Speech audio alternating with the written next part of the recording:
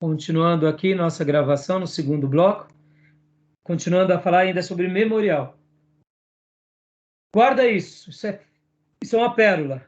Quem é que quer arrancar as nossas boas memórias? Quem é que quer destruir os nossos memoriais? Satanás. Ele não tem prazer que a gente se lembre das vitórias, dos triunfos, das bênçãos. Ele tem prazer de apagar, dizendo, aquilo que aconteceu, esquece. Se firma agora na amargura e está tudo bom. Tudo bem. Entendeu? Por isso que a Bíblia é um livro de memorial. A gente segura na mão um maior dos memoriais.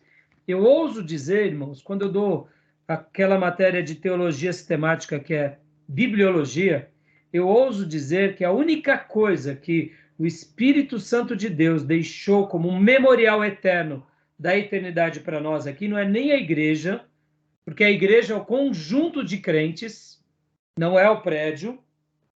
A única coisa física que nós temos na mão que a gente lembra de Deus é a palavra dele. O que mais, pastor? Mais nada.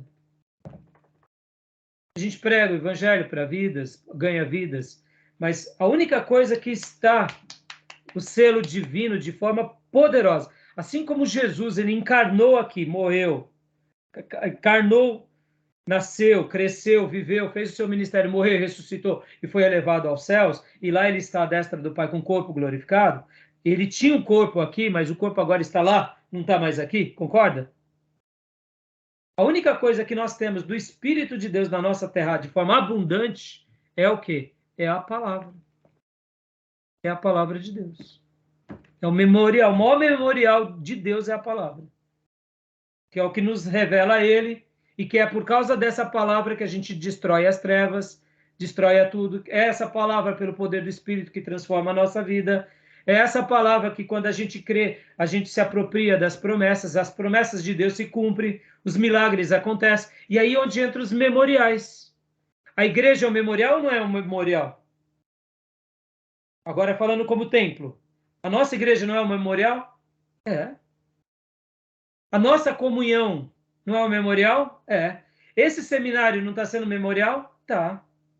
Estão entendendo, meus irmãos? O material que vocês registram, as aulas de vocês, os meus livros de estudo, são memoriais. Um sermão que você faz, depois de muita oração, de muito jejum, aquilo não pode ser jogado fora. Aquilo é uma pérola, é fruto do teu trabalho. É fruto da tua devoção. É um memorial. Estão entendendo? Quem é que quer acabar com os nossos memoriais? É aquele que quer arrancar as boas memórias da gente, que é o inimigo. Podem ver que, durante a história do povo de Deus no Velho Testamento, o diabo foi tentando tirar a festa da Páscoa, a festa do Tabernáculos, as festas, e foi tentando colocar o que? Ídolos, né? De Baal, de Astarote, de Dagon. Não foi assim? Foi arrancando os memoriais sagrados e pondo memoriais macabros. Entendeu? E aí vem os castigos. Então, guarda isso, irmãos, a importância de memoriais. Guardem isso. Pode ver que a nossa vida, agora falando aqui, quantos filhos você tem, pastor Johnny? 2. Um menino. Você, Gil, quantos filhos? 2. Felipe, quantos filhos pretende? Quantos filhos pretende, Felipe? 2. 2? 12? 12? Uma dúzia? Aí, não sei, aí é só Deus santo. Agora, falando aqui abertamente, irmãos, sejamos honestos. Sejamos honestos. Nossos filhos é nosso memorial. Nosso casamento foi o nosso memorial. Nossa casa é o nosso memorial. Estão entendendo, irmãos? Nosso trabalho não é o nosso memorial? Tem vezes que o nosso memorial de bênção não vira... Ele se transforma numa coisa terrível. Entendeu? O nosso dom é um memorial, meus irmãos. É um memorial. Fantástico, não? Guarda isso, irmãos. Pelo memorial, as lições são perpetuadas em nós e a gente deixa um legado para a posteridade. Tá bom? Querem fazer mais algum comentário? Tranquilo? Vamos lá, então? Continuando a leitura. Paramos aonde?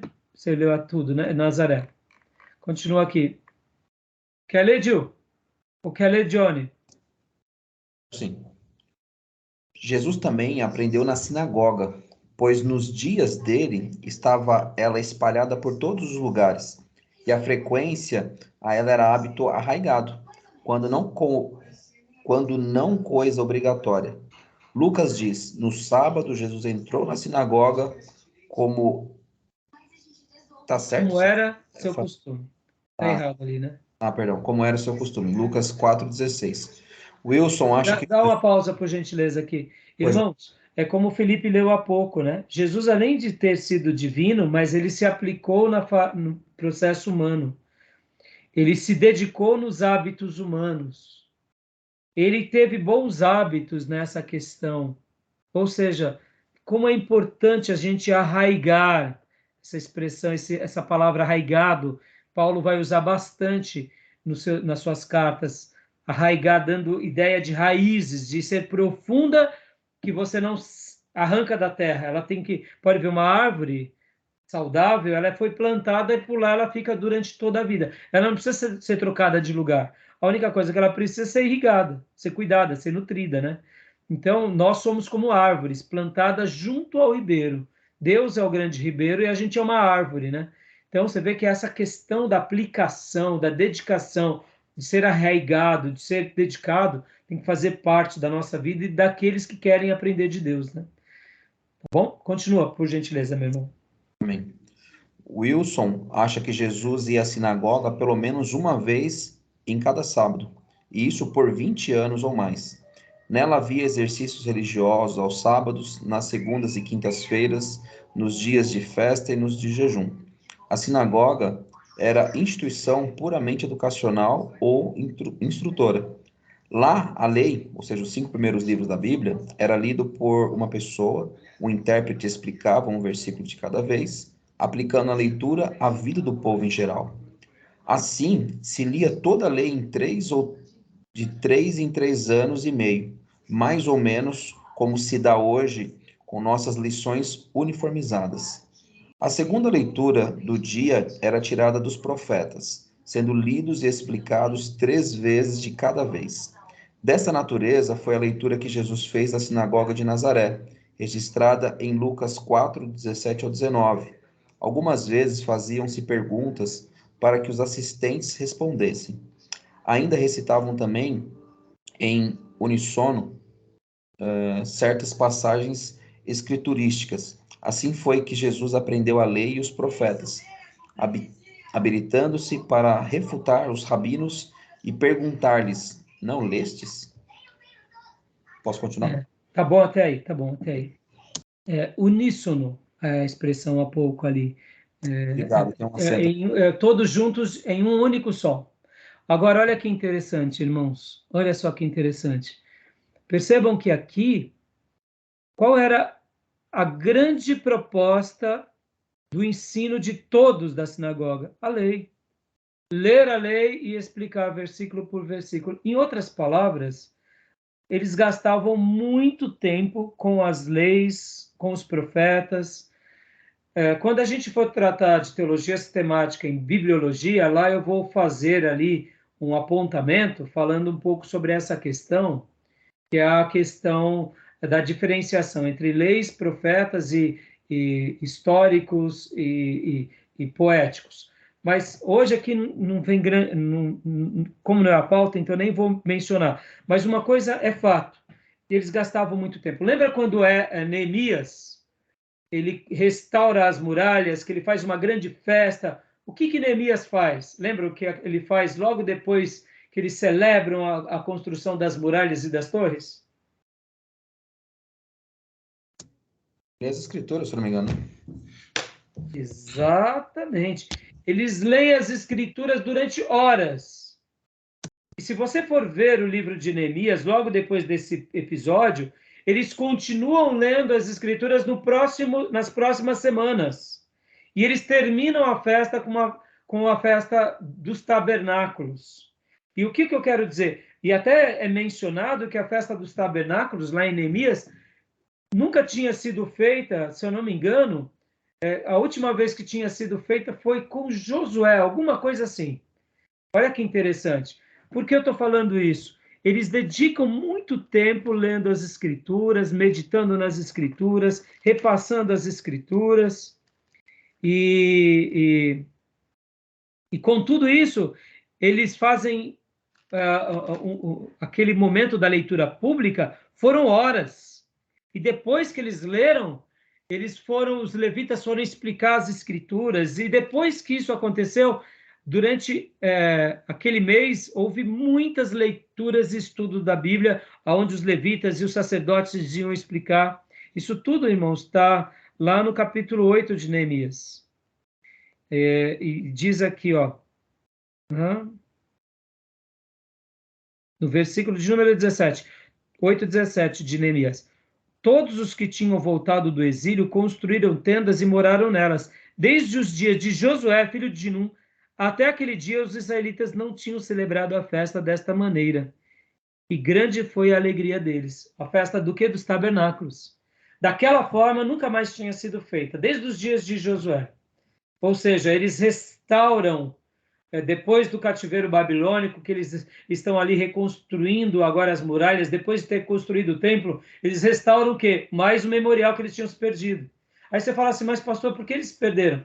Porque foi assim, eles viveram durante tantos anos em tendas, que quando eles vão para Canaã e conquistam a terra e distribuem a terra, era como se aquilo ficasse apenas numa vaga memória. Poderiam até fazer a festa dos tabernáculos, mas de forma bem tímida.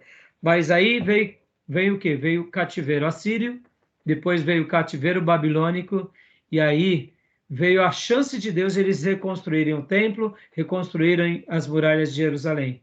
E aqui é a grande demonstração de que eles estavam restaurando cada memorial. E olha o versículo 18 que diz: dia após dia, desde o primeiro dia até o último dia da festa, Esdras leu o livro da lei de Deus, e celebraram a festa durante 7 dias, e no 8º dia, conforme o ritual, houve uma reunião solene. Aqui é a conclusão de todas as festas.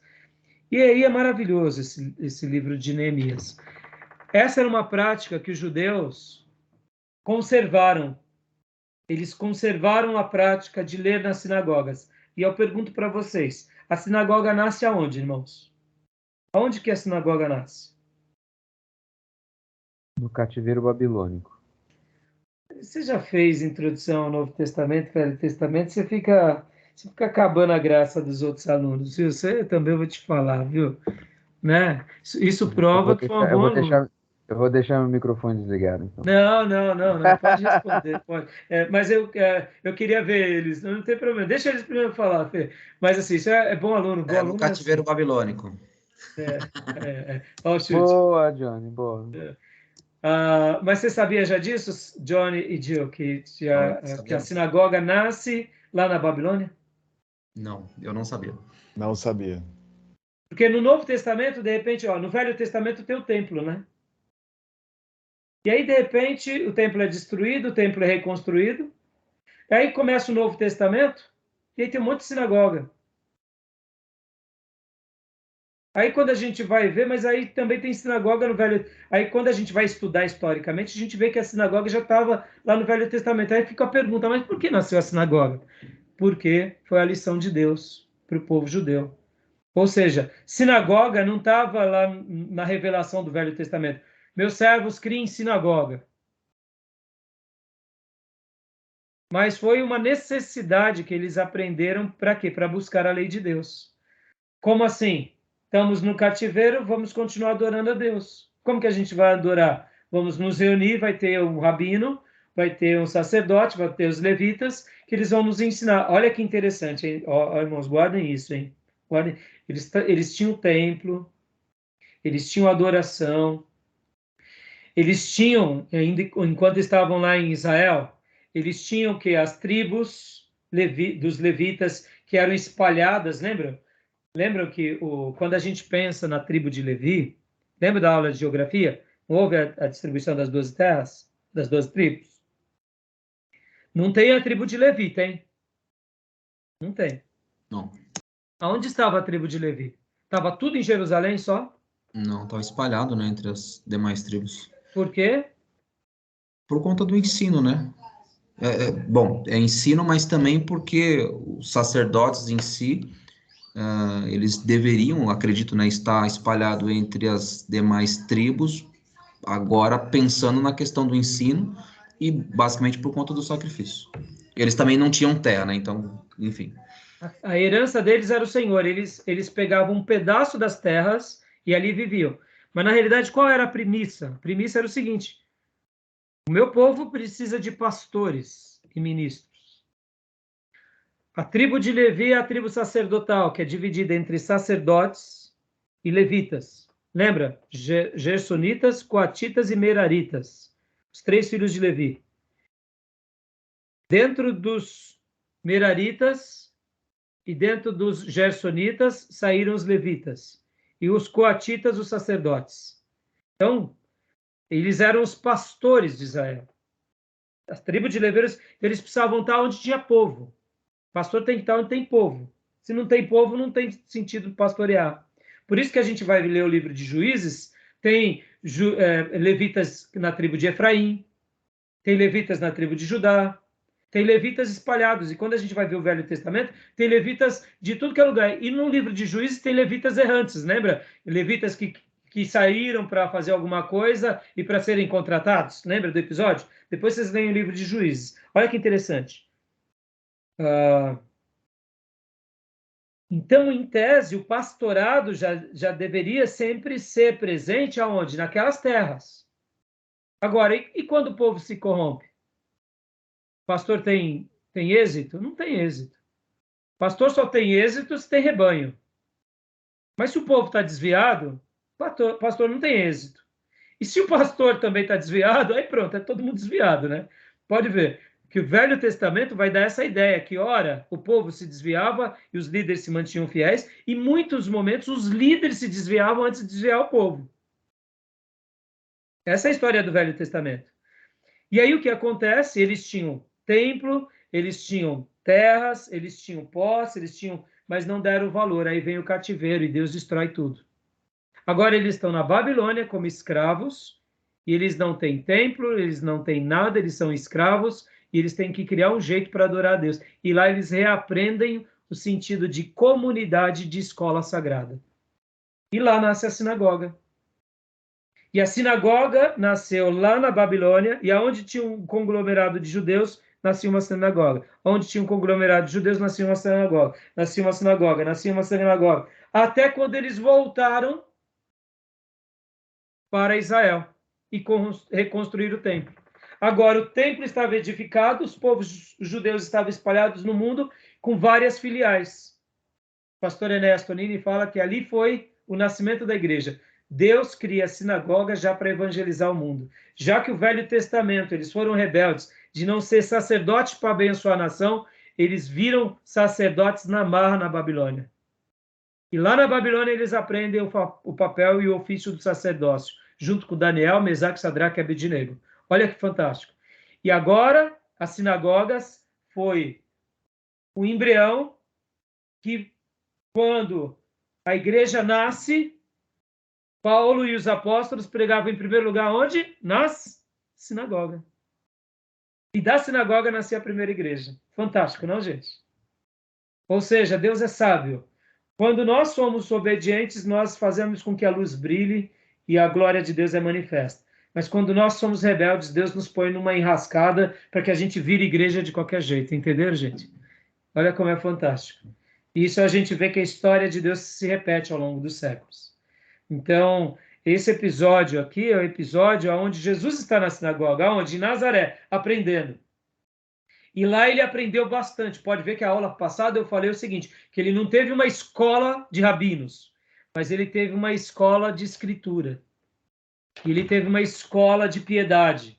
E ele fez valer tudo isso para a glória de Deus. Ele não foi formado aos pés dos sábios, como foi Paulo com Gamaliel, mas ele foi formado de uma forma piedosa, onde na palavra de Deus, buscando a Deus e buscando instruções. Podem ver que quando ele tem 12 anos, ele vai passar pela prova do Bar Mitzvah, ele chega lá e ele dá lição a quem? Aos sábios que estavam lá em Jerusalém, porque ele era muito aplicado e dedicado.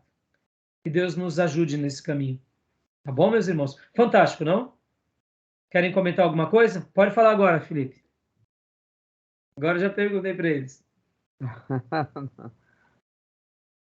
Não, mas quiser comentar alguma coisa, irmãos, Felipe, fique à vontade. Não, o senhor já disse. Tá dito, tá dito. Essa ideia da sinagoga, vocês entenderam? Que fantástico. Que, ó, a sinagoga era uma escola sagrada. Sim. Espalhada. Assim como o levita ele tinha que ter um lugar para poder ensinar, a sinagoga, na realidade, acabou sendo esse lugar onde ele ensinava. É a escola onde ele ensina. Seria o mesmo da igreja para nós hoje, irmãos. É o lugar do ensino. A igreja é o lugar do ensino. Ensino sagrado e ensino de tudo que é útil e bom. Deixa eu fazer mais uma pergunta aqui. Aí, na igreja a gente poderia também dar lições sobre tudo que acontece numa escola? O que vocês acham? Sim. Teria algum problema? Nenhum. Quando o senhor fala tudo que... se o senhor pudesse ser um pouco mais específico, só para eu entender a pergunta. Tudo que você aprende numa escola. Vamos supor que você tenha na sua escola, Pastor Johnny, médicos, engenheiros, arquitetos, e queiram ajudar as pessoas na escola ensinando esses assuntos. Na igreja. Poderia ensinar na igreja? Agora, a questão do culto, né? Horário de culto, talvez não, mas assim, dentro da comunidade, eu acredito que sim. Você entendeu? O horário do culto é do culto, o horário da escola bíblica é da escola bíblica, dos ensinos é dos ensinos. Mas usar aquele ambiente para instruir os irmãos também, educá-los no português, nas línguas, nenhum problema. Super válido, não tenho dúvida. Super válido. Entendeu? O judeu, durante toda a sua vida, fez da sinagoga um primeiro lugar, o lugar do ensino da palavra de Deus. Mas também ele poderia abrir para outras coisas, para abençoar a sua comunidade. Foi muito comum, né? O evangelismo no Brasil, de missionários americanos virem para cá, ver a carência, né, do povo brasileiro e poder ensiná-los a língua materna, enfim. Exatamente. Isso John Wesley faz nos seus períodos de avivamento, mas isso é algo que muitos pastores fizeram ao longo dos séculos, e principalmente os judeus, usar da sinagoga como um lugar de comunhão, como um lugar também de aprendizado. Mas é claro, proposta principal é a lei de Deus, porque percebam, irmãos, muitas vezes sutilmente você vira uma coisa para outra. De ensino de Deus vira ensino dos homens, entendeu? De lugar sagrado vira lugar de negócio. Por isso que a gente tem que ser criterioso, entendeu? Eu acredito, irmãos, guardem isso, particularmente, eu acredito que a igreja, quando ela faz social, um trabalho social, na minha opinião, o primeiro passo do social deveria ser educação. Então, tipo assim, vamos começar um trabalho social na igreja, ao invés de criar um hospital, criar uma escola. Entendeu? Porque com a educação você vai gerando as outras coisas. Agora, é óbvio que essa é a minha opinião, não estou dizendo que eu esteja coberto da razão, mas por causa da carência. Não sou contra quem começa distribuindo sopas, cuidando de clínicas de dependentes químicos, não, porque cada um vai ter um chamado e uma vocação. Mas é muito interessante que essa é uma carência muito grande no nosso país e é uma coisa muito boa. Agora, quantas são as igrejas que se perdem nesse processo? Que aí cria uma escola e a escola passa a ser o carro-chefe da igreja, entendeu? E a igreja se perde. Por isso que muitas igrejas acabam não tendo um trabalho social assim, entendeu, irmãos? Porque acaba se perdendo questões financeiras, status, ganância. E sejamos honestos, irmãos, as pessoas se perdem, né, com muitos trabalhos. Podem ver, por exemplo, vou dar um exemplo, a Igreja Batista de Perdizes. Vocês conhecem a Igreja Batista de Perdizes? Da onde sai a teológica, que também tem o Colégio Batista de Perdizes, entendeu? Quem você acha que lucra mais? A Igreja Batista de Perdizes, o Seminário Teológico ou o Colégio Batista de Perdizes? Não precisa nem falar, né? Onde ele está? Em Perdizes. Quanto vale aquele patrimônio lá em Perdizes? Quanto vale em dinheiro o colégio de Perdizes? Quanto vale a igreja? Entendeu? Mas é tudo da igreja. Mas você percebe que se você não tem uma estrutura muito bem formada e líderes maduros, os propósitos se perdem ao longo do caminho. Porque aí já vira uma questão de política, de desejo, de vaidade, entendeu? começa muitas vezes na simplicidade com um ideal muito nobre e depois se perde. Não estou falando que eles se perderam, mas eu estou falando que isso aconteceu com muitas universidades, inclusive religiosas. Há quem diga que, por exemplo, os metodistas de Rudy Ramos, pode ver a Universidade Metodista, a Universidade Mackenzie. A Universidade Metodista Rudy Ramos é da denominação metodista. A Universidade Mackenzie é dos presbiterianos. Então, percebe como é difícil gerir tudo isso debaixo do guarda-chuva da igreja. Mas é um trabalho maravilhoso. Por quê? Por meio da educação, você forma não só a sua igreja, mas você contribui na formação educacional de uma nação. E o efeito cascata que isso vira, porque é uma geração que você forma na universidade. A próxima geração já é uma geração de profissionais melhores. Quando você vai ver, um efeito cascata é magnífico. Então, assim, na minha opinião, se um trabalho social a igreja deve fazer, em primeiro lugar, é a educação. Segundo lugar, na minha opinião, era a saúde. E terceiro lugar, a administração pública. É o que eu penso, que eu acho. Mas, por enquanto, ainda só estou com o seminário. Quem sabe um dia a nossa igreja vai ter uma escola. Quem sabe? Eu oro para isso. Depois do seminário, quem sabe a administração pública.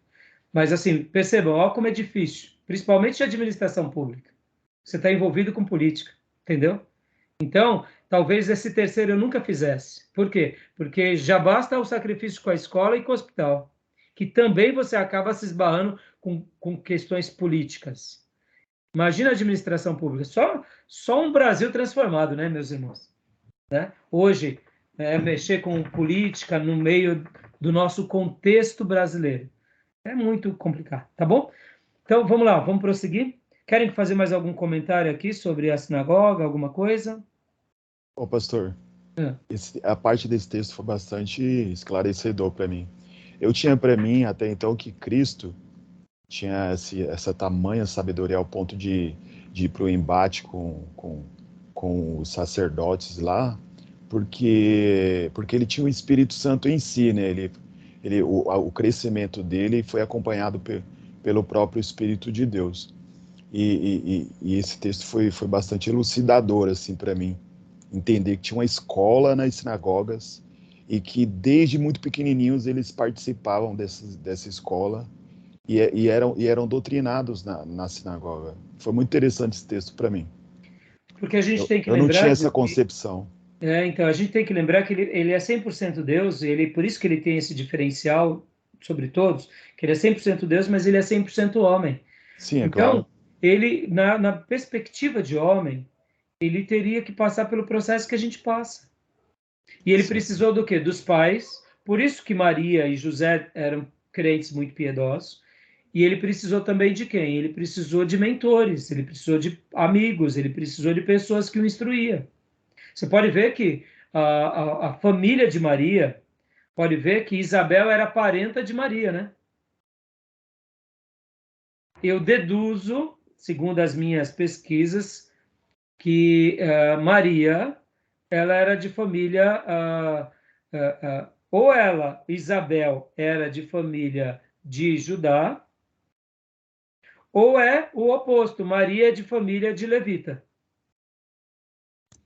Eu tinha Porque visto elas não são isso. parentas.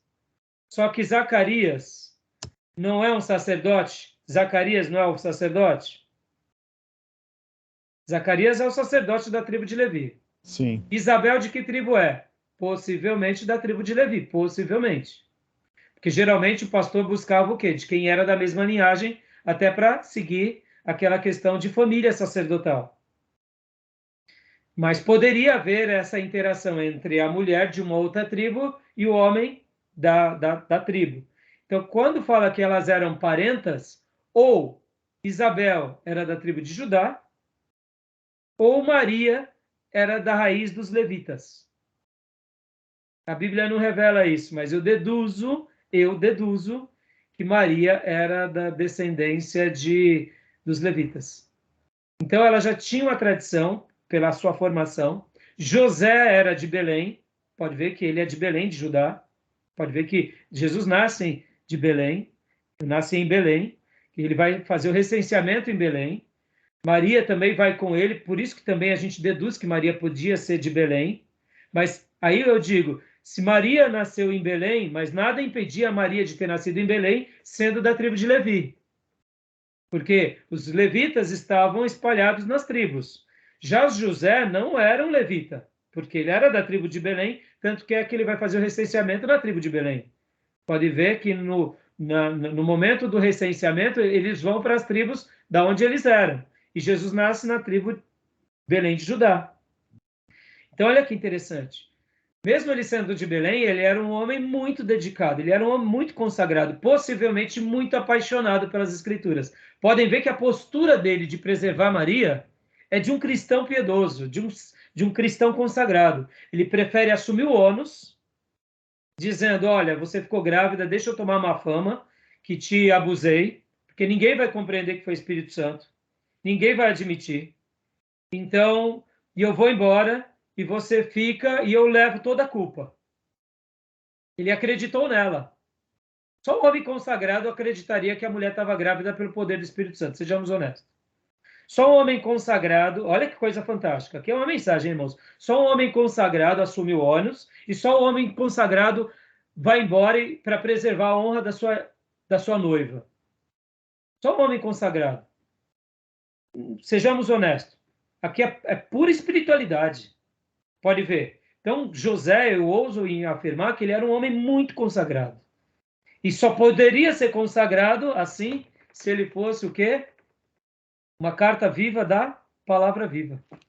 Fantástico, né?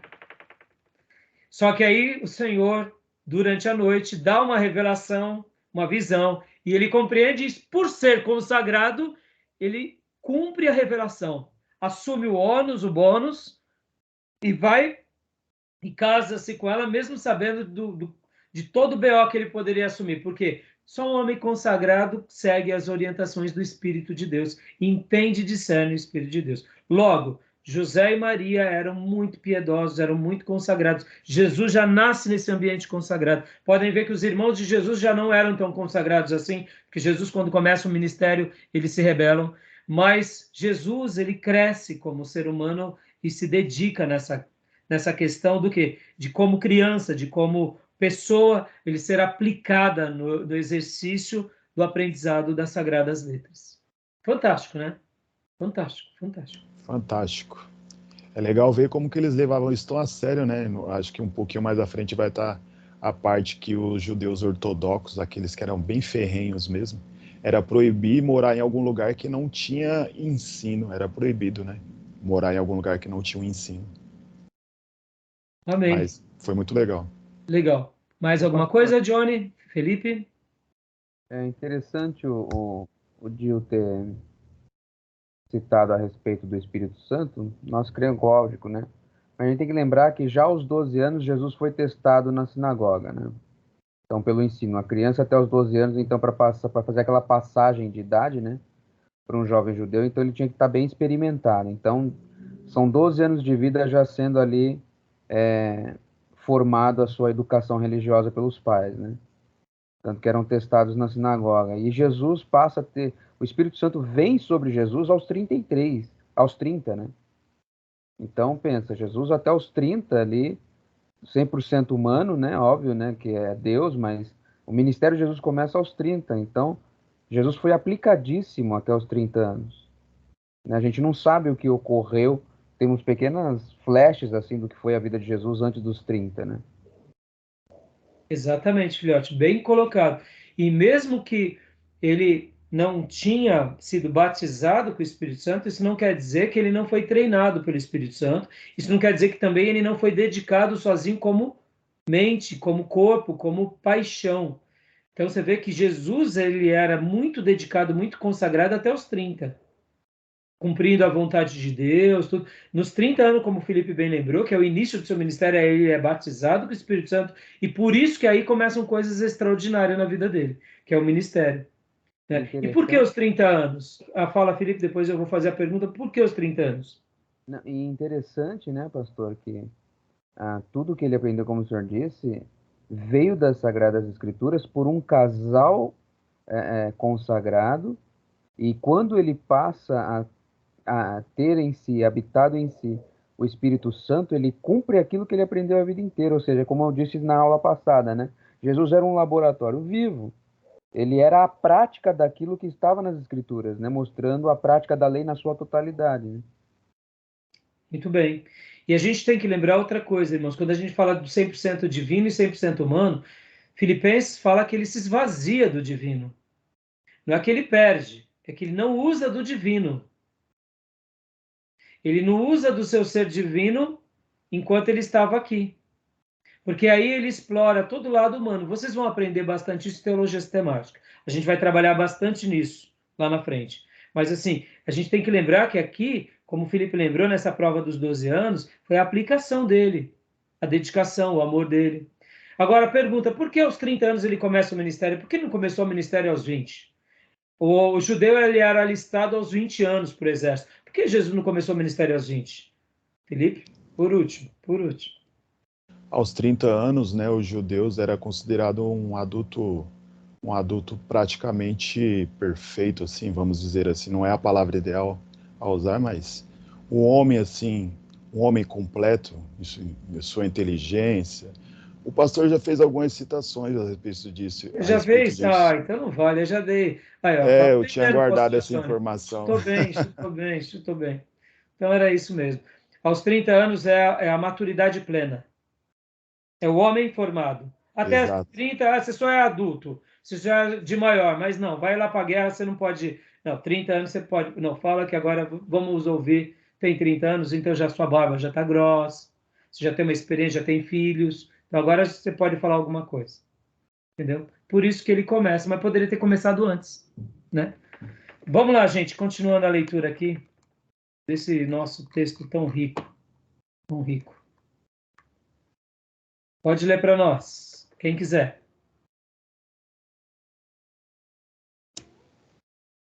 Ligado à sinagoga, havia uma escola elementar para os meninos, que funcionava nos dias da semana.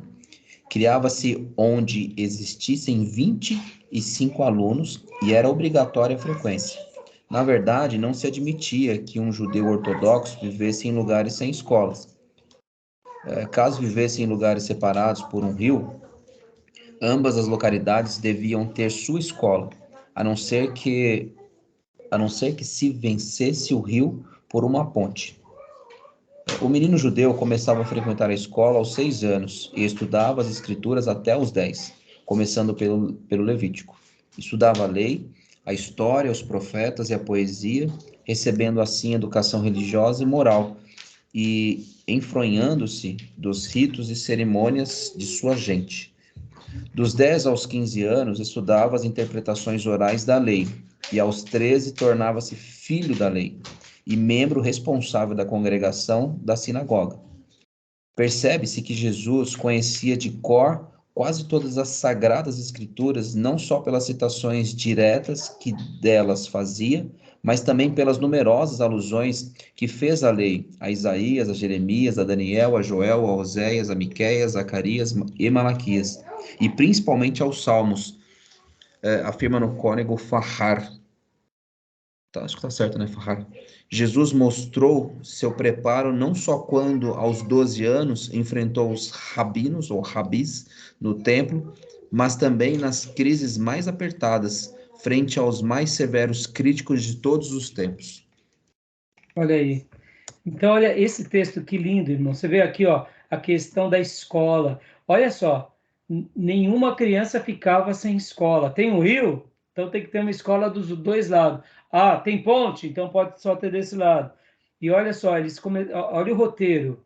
Levítico, depois eles iam para a interpretação, depois eles iam para os salmos. Olha que fantástico. E ó, dos 10, aqui, olha esse texto aqui. Dos 10 aos 15 anos, estudava as interpretações orais da lei e aos 13 tornava-se filho da lei. Como que é esse termo no hebraico, irmãos? Lembram? Eu falei há pouco. Filho da lei, interessante nisso aí. Eu falei há pouco. Como que é o nome que se dava? Eu lembro que o senhor falou, mas não vou lembrar agora o termo. Bar mitzvah. Bar mitzvah. Bar mitzvah, que significa bar, filho da lei. Né? Lembra de Jesus quando ele falou para Pedro, para João e Tiago, sobre o filho do trovão? Lembra? Vocês são filhos do trovão. O que Jesus disse? Lembram? Bar é filho, né? Então, o que seriam filhos da lei? O Felipe tocou há pouco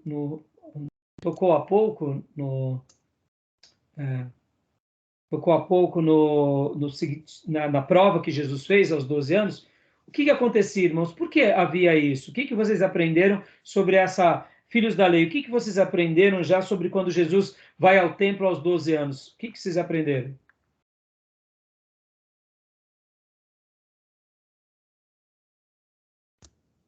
O pastor, não entendi sua pergunta. Não? Quando Jesus vai ao templo aos 12 anos, ele faz uma prova. Felipe há pouco comentou alguma coisa. Ok. Que foi essa prova do Bar Mitzvah. O que vocês aprenderam sobre isso? O que vocês acham que acontecia com eles ali?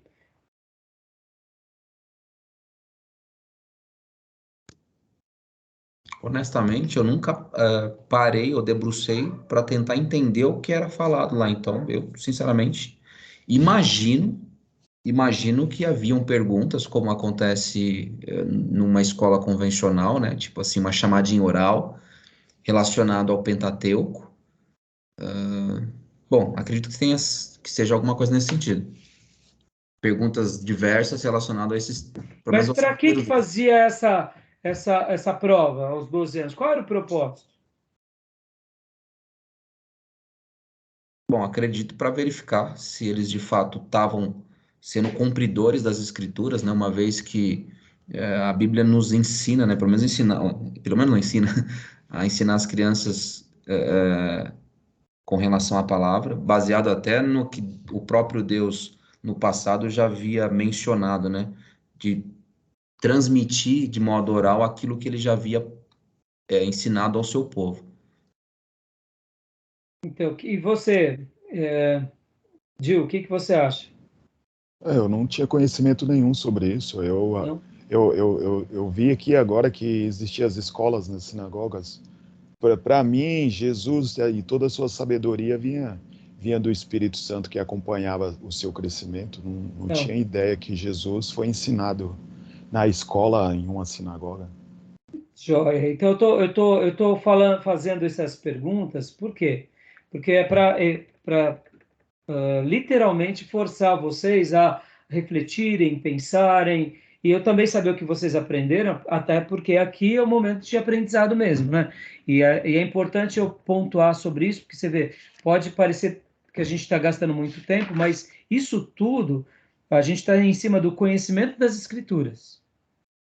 Então, eu estou só gastando esse tempo mesmo como processo didático, pedagógico, para que vocês acomodem esse conhecimento. Por quê? Como que a gente trata muitas vezes as nossas crianças? A gente vai ensinando em casa, vai ensinando na igreja, e depois que eles já estão ali com 7, 8 anos, a gente deixa ele na classe de escola bíblica dominical, e ele vai crescendo, aí depois, quando ele está lá com seus 12 anos, ele fala, pastor, eu quero se batizar. Aí o pai chega pro filho e fala, filho, você tem certeza que quer se batizar? Tenho. Aí o pai chega com o filho e fala, pastor, meu filho quer se batizar. Aí passa por uma classe, não é assim mais ou menos o que acontece conosco? E aí ele passa por uma classe e se batiza. O nosso processo é meio parecido, mas quando a gente vai estudar um pouco mais a história judaica, era um pouco diferente. O que era filhos da lei? Tinha uma coisa bem interessante aqui. Essa prova era a prova que agora aquela criança realmente ela se tornaria aos 12 anos uma pessoa apta a se tornar um judeu pelo fato de defender todos os princípios por livre e espontânea vontade e pelo seu próprio saber. Então, por exemplo, aquela prova era uma prova que, além de aprovar o candidato ou não, dava a ele uma certa classificação de maturidade e também dava a ele um acesso privilegiado. Por quê? Lá no templo havia a parte pátio dos gentios. Lembra que na Bíblia não vai falar pátio dos gentios? Lembra disso?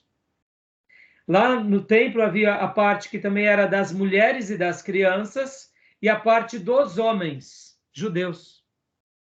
Quando uma criança passava pelo bar mitzvah e ele se tornava filho da lei, ele estava recebendo o título de que agora ele deixa de estar entre as mulheres e crianças e agora ele passa a estar com os homens, ouvindo a lei com os homens, aprendendo a lei com os homens, não mais com as crianças nem com as mulheres. Por isso agora era literalmente não só o início da sua adolescência, se a gente poderia dizer da pré-adolescência, mas era o acesso deles à parte dos homens. Isso dava para a criança um significado. Eu estou aqui pelo mérito, porque eu passei pela prova com os rabinos, eu passei pela prova com os meus mestres. Está entendendo? Olha que interessante. Agora vocês nunca mais vão esquecer disso, nunca mais. No episódio de Jesus, ele vai, faz a prova, que nota que ele tira? Pelo depoimento dos líderes, que está registrado nos evangelhos. Que nota que ele tira? Tira 10. Eu acho que é 11, hein? Eu acho que é 11 também, viu? É. Eu tiro 10 mais, eu acho que era 11. Agora, olha que Verdade. interessante. José e Maria, há pouco eu falei que eles eram pais piedosos. Eram ou não eram? Sim.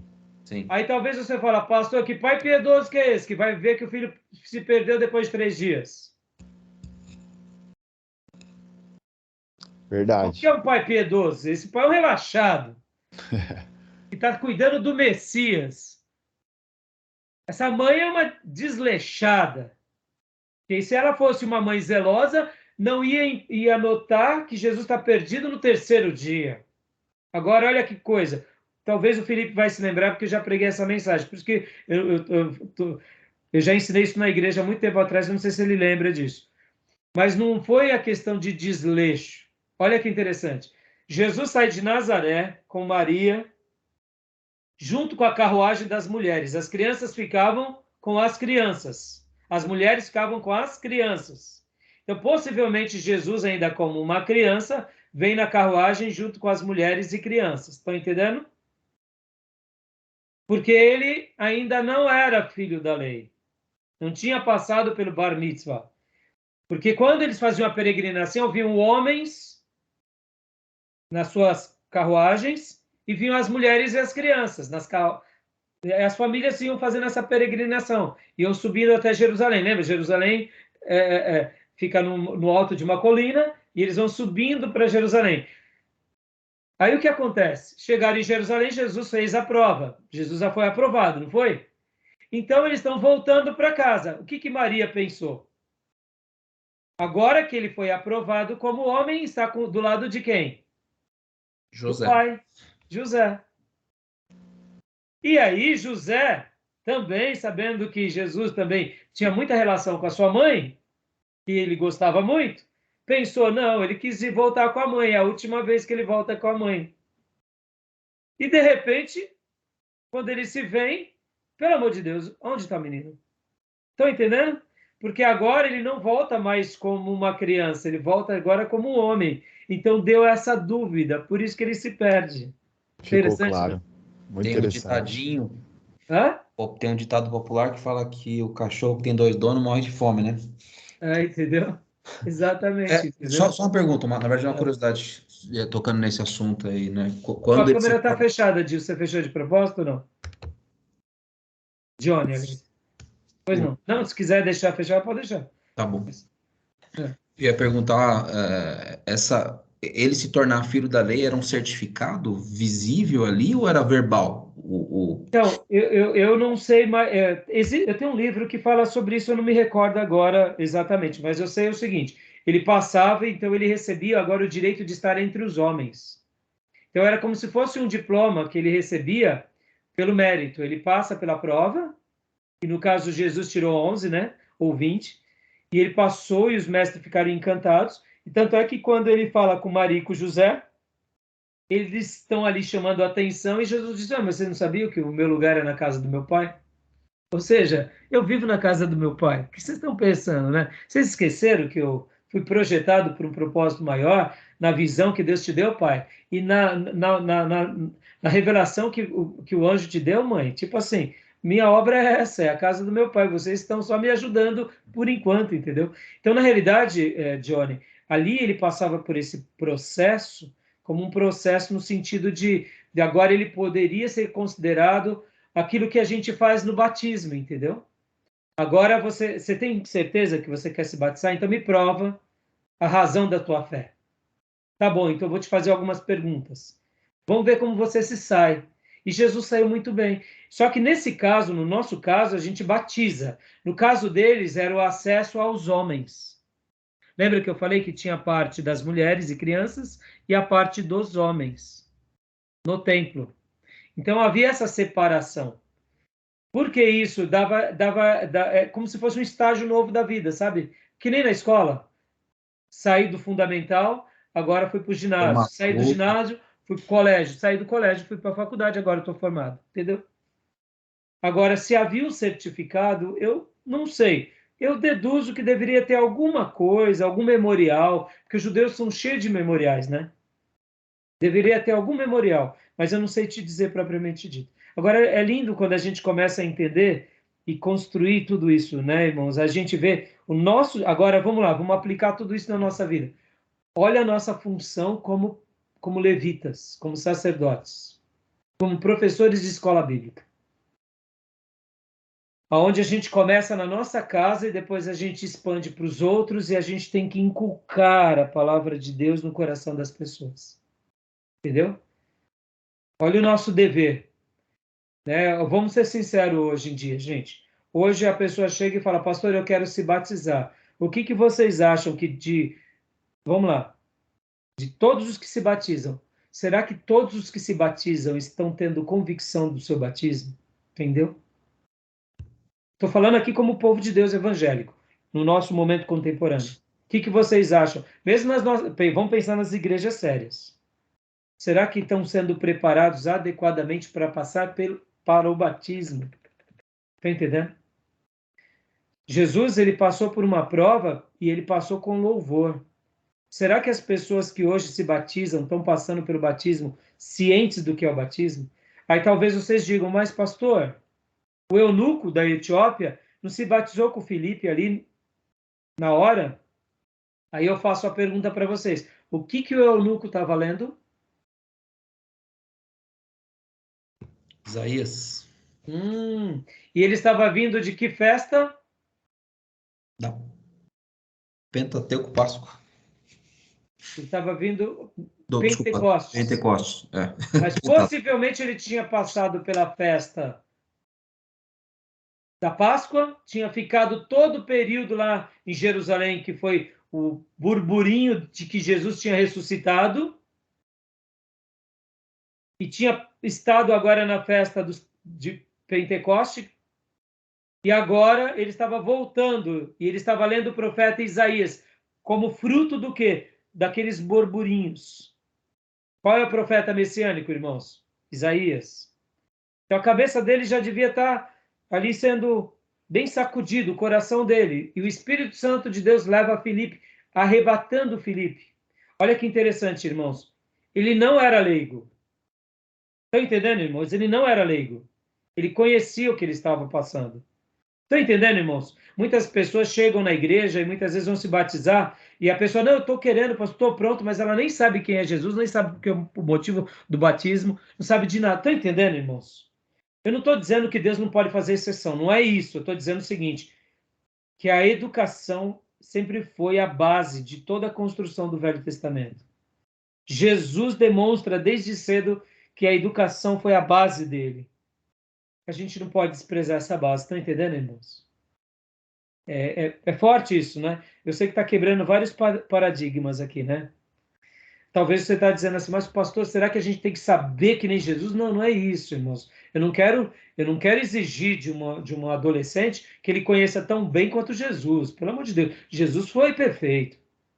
Nem nós somos perfeitos. Mas eu estou dizendo o seguinte, saber os motivos pelo qual estão fazendo aquilo. Estão entendendo? Vou dar outro exemplo aqui para resolver e tirar toda a atenção.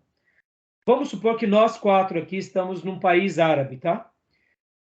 fomos enviados pela empresa que a gente trabalha, nós somos 4 engenheiros, e fomos enviados para Dubai, ou para a Arábia Saudita, vamos melhorar, para a Arábia Saudita. Estamos trabalhando lá numa petrolífera na Arábia Saudita, nós 4 somos cristãos, nós 4 fomos para lá, e nós 4 temos um propósito de evangelizar árabes. Não sei se você sabe, a Arábia Saudita, ela proíbe qualquer pregação de qualquer outra coisa que não seja a religião islâmica, certo? Que quem for pregar e ensinar pode ser punido, inclusive ser preso, ser enforcado, etc. e tal, entendeu? Então, o que acontece? Nós estamos lá na nossa empresa e nós estamos vivendo o cristianismo e nós estamos vivendo a nossa fé. Aí nós começamos a chamar a atenção de bastante pessoas e, de repente, a gente começa a evangelizar algumas pessoas de uma forma bem estratégica e a gente consegue ganhar algumas dessas almas para Jesus. Sejamos honestos. Vocês acham que um árabe, quando ele deixa de ser muçulmano e se torna um cristão, ele está pronto para se batizar ou não? O que vocês acham?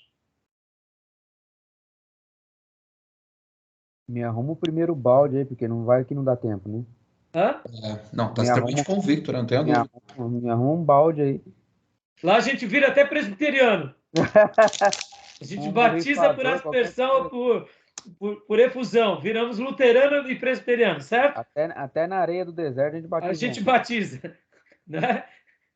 Agora, olha que interessante. Por que eu estou falando isso, irmãos?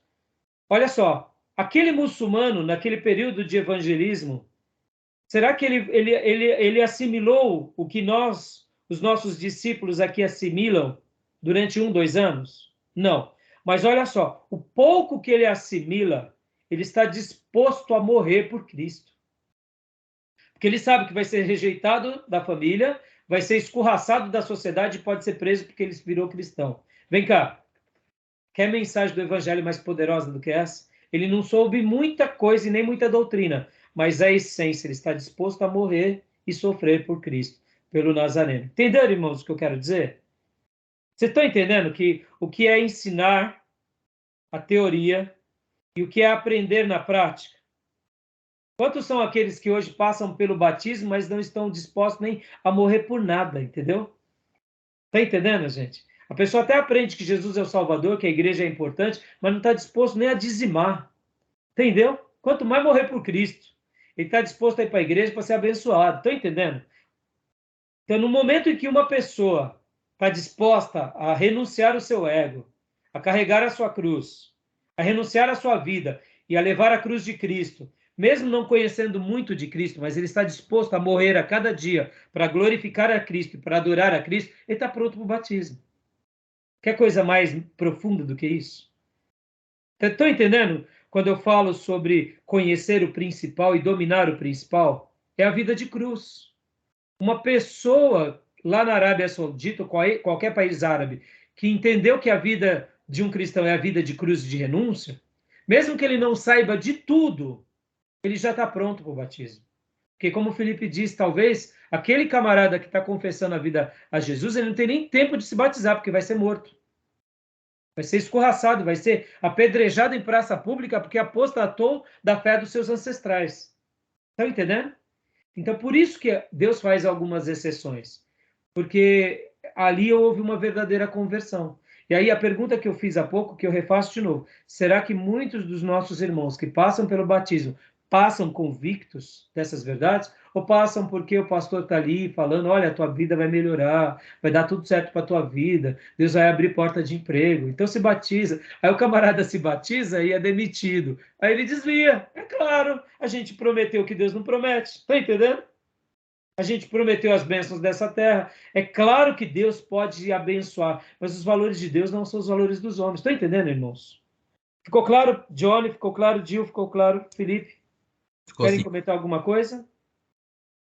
Ficou claro, pastor. Tranquilo? Chega a ser até preocupante, né?